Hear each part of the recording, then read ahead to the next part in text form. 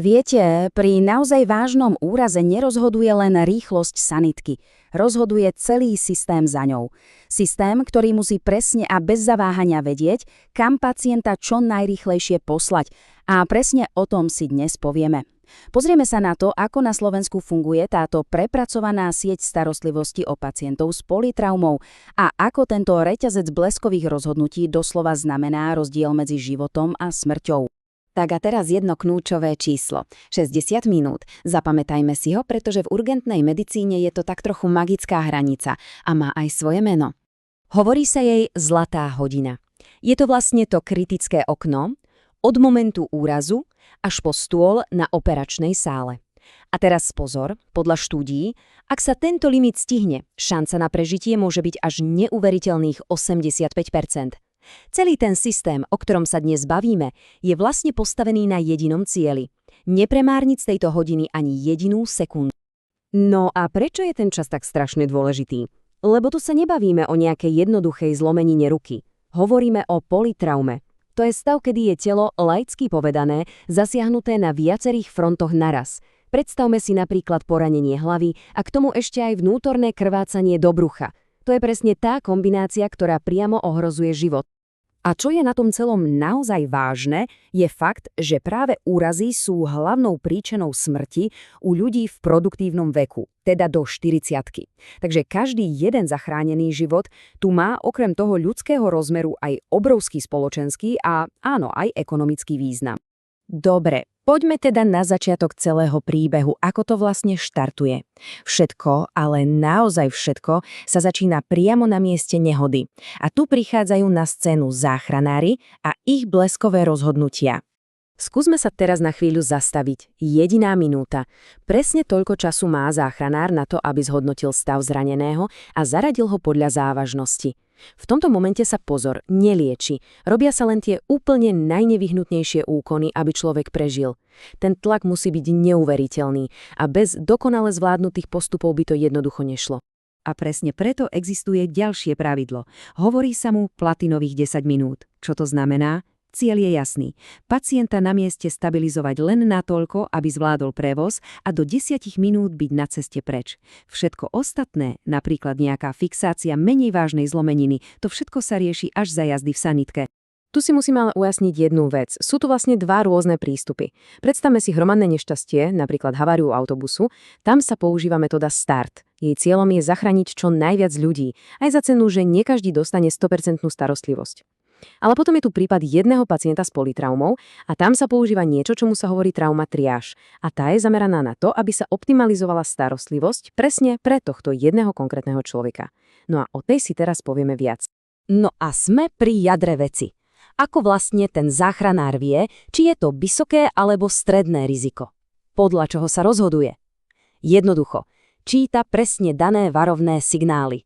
Celý ten systém hodnotenia, tá trauma triáž, stojí vlastne na troch základných pilieroch. Po prvé, fyziológia. Jednoducho, ako funguje telo, aké sú vitálne funkcie. Po druhé, anatómia. Aké sú viditeľné zranenia. A po tretie, čo je veľmi dôležité, mechanizmus úrazu. Teda, ako sa to celé stalo. A to najdôležitejšie na záver. Stačí, aby zasvietila kontrolka v ktorejkoľvek z týchto troch oblastí. Čo si pod tými fyziologickými kritériami predstaviť? No napríklad to, že človek dýchá buď veľmi pomaly, alebo naopak strašne rýchlo, alebo má nízky krvný tlak, čo je jasný signál šoku. Patrí sem aj akákoľvek porucha vedomia. Toto sú proste červené kontrolky, ktoré kričia, že telo je v kritickom stave. A potom sú tu tie anatomické kritéria. Už len samotný typ zranenia môže pacienta automaticky vystreliť do kategórie vysokého rizika. Hovoríme napríklad o prenikajúcom poranení trupu, o podozrení na zlomeninu lebky či panvy, alebo o amputácii. Všetko sú to zranenia, ktoré so sebou nesú obrovský potenciál život ohrozujúcich komplikácií. A teraz prichádza niečo naozaj zaujímavé, a to je ten mechanizmus úrazu. Niekedy totiž pacient nemusí na prvý pohľad vyzerať vôbec kriticky.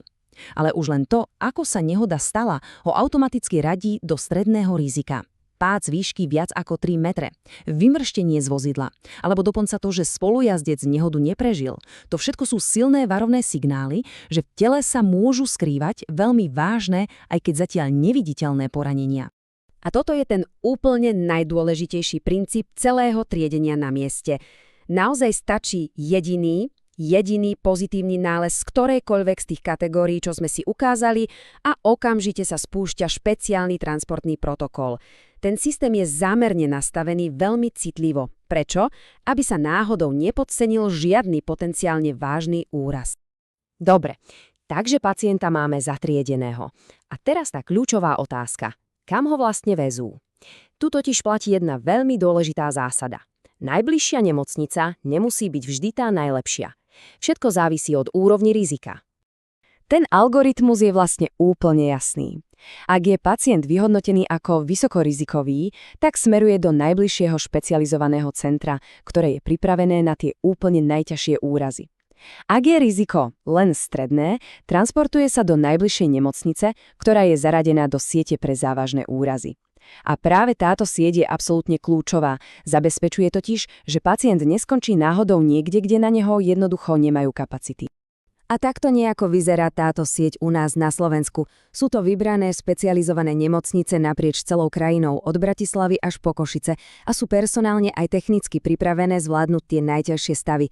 Samozrejme, a to je dôležité, existuje aj samostatná sieť pre detských pacientov. Celé to v podstate zaručuje jednu vec, že nech sa nehoda stane kdekoľvek, pacient sa dostane na pracovisko, ktoré má nielen správne prístroje, ale hlavne skúsenosti presne s jeho typom zranenia. Takže sanitka uháňa smerom do cieľovej nemocnice. Ale pozor, príbeh sa neodohráva len v nej. Na druhom konci linky, v nemocnici, sa už všetko pripravuje na príchod. Ten boj s časom ani na sekundu neustal. Ešte počas cesty záchranári volajú do nemocnice a odovzdávajú všetky kľúčové informácie. A nerobia to len tak, používajú na to presne daný protokol, ktorý sa volá ATM-ISTER. Je to vlastne taký checklist, ktorý zaručí, že nemocnica dostane všetky dôležité dáta od toho, ako sa úraz stal, až po odhadovaný čas príchodu. A vďaka tomu sa v nemocnici môže traumatím pripraviť na konkrétny scenár a nestráca sa drahocenný čas zisťovaním základných vecí až po príchode. Presne na základe tohto telefonátu sa v nemocnici aktivuje tzv. Traumatím. Čo to je? Je to vopred určená skupina špecialistov, ktorá už čaká v špeciálnej pripravenej miestnosti, ktorej sa niekedy hovorí aj crash room. A to znamená, že keď sanitka dorazí, nestráca sa ani sekunda hľadaním správnych dverí alebo zháňaním lekárov. Všetci sú na mieste. A kto vlastne tvorí tento tím? No, je to doslova zohratý orkester expertov. Na čele je tím líder, ale kľúčovú rolu hrá samozrejme úrazový chirurg, anesteziológ a intenzivista, ďalší chirurg, radiológ a k tomu sestry, záchranári, radiologický technik. Každý jeden človek tam má svoju presne danú úlohu a vie, čo má v danom momente robiť. A práve úloha toho vedúceho tímu, tím lídra, je extrémne dôležitá. Jeho prácou totiž nie je, ako by si niekto mohol mysleť, priamo ošetrovať pacienta. Nie, on musí dirigovať celý proces. Musí mať celkový prehľad, zbierať informácie od všetkých ostatných a rozhodovať o ďalších krokoch. Je to naozaj ako dirigent orchestra, ktorý zaisťuje, aby všetko prebehlo hladko, rýchlo a efektívne. A presne tu vidíme ten konečný výsledok. Celý tento prepracovaný reťazec od toho bleskového triedenia na mieste, cez transport do tej správnej nemocnice, až po ten pripravený traumatím, toto všetko má jediný cieľ – minimalizovať akékoľvek časové straty. A práve to zabezpečuje, že sa pacient so závažným úrazom dostane k správnej liečbe v správnom čase. A to dramaticky znižuje nielen riziko úmrtia, ale aj trvalých následkov. Takže keď na budúce niekde uvidíme uháňajúcu sanitku alebo záchranársky vrtuľník, spomeňme si na toto, že za tými majákmi a sirénami nie je len snaha o rýchlosť, je za tým precízne riadený systém. Systém, ktorý je takým tichým hrdinom v boji o život. A je to ten najlepší dôkaz, že v urgentnej medicíne je často tým najúčinnejším liekom dokonale zorganizovaný čas.